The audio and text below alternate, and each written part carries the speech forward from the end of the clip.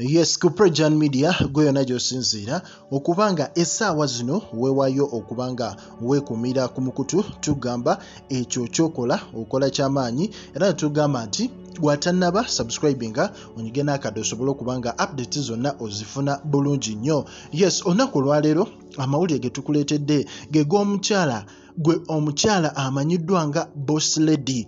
Omukyala ono nga y'omu ku bakyala abakyasinze okuba n'ensimbi.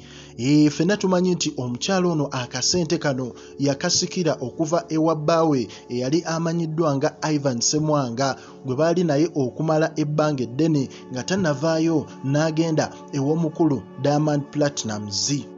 Naye ebyo si bye bituleese olunaku olwaleero. Omukyala ono Zari Hassan kyaddaaki ennaku ntono nnyo emabega awo omukyala ono yazze mu kibuga Kampala mu ggwanga erya Uganda era mu kuyingira ekibuga kino yavuddeyo n'abanga asookera mu charities ez'enjawulo yavuddeyo n'abanga adonatinga eri baana bawala pads ezo ez'okozesa abaana abali mu ghetto yavuddeyo n'abaako ebintu eby'enjawulo byavuddeyo n'abanga asobola okubanga abayambako. Naye ate bannayuganda kye bataategedde nti omukyala ono okugendako ejjinja wali okusobola okuba nti alaba ne ku bazadde be omukyala ono yabadde ne bbaawe atamanyikiddwa mannya matuufu.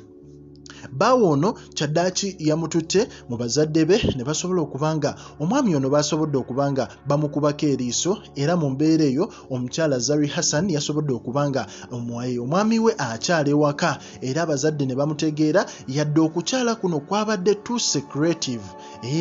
Kwabadde kwa kyama ddala era batono nnyo abaakutegedde era abamu ku baakutegedde yeffe olw'ensonga nti ebifaananyi bivuddeyo ne tusobola okubanga bisatulatingira ddala ku social media buli omu asobole okubanga akitegeera naye nga abatono abakitegedde baakitegedde biwedde.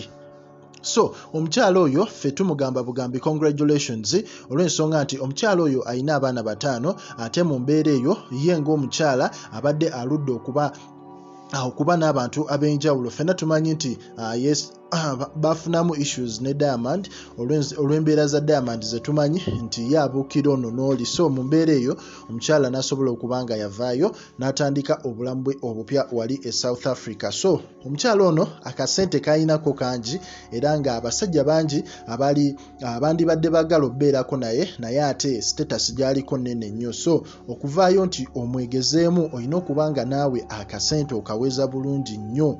So omukyala oyo yasobodde okubanga akyaza bbaawe ewaka waabwe wali ejjinja era social media yonna ejjudde ebifaananyi bya Zari Hassan nga bbaawe akyadde. Tugenda kuba tukuwa updates zonna eziba zinagenda maaso mu ggwanga, updates ez'okwanjula, updates ez'embaga zonna ojja kuba ozifuna bulungi nnyo wano ku Kukyala media. Likinga, commentinga era mwattu o subscribing.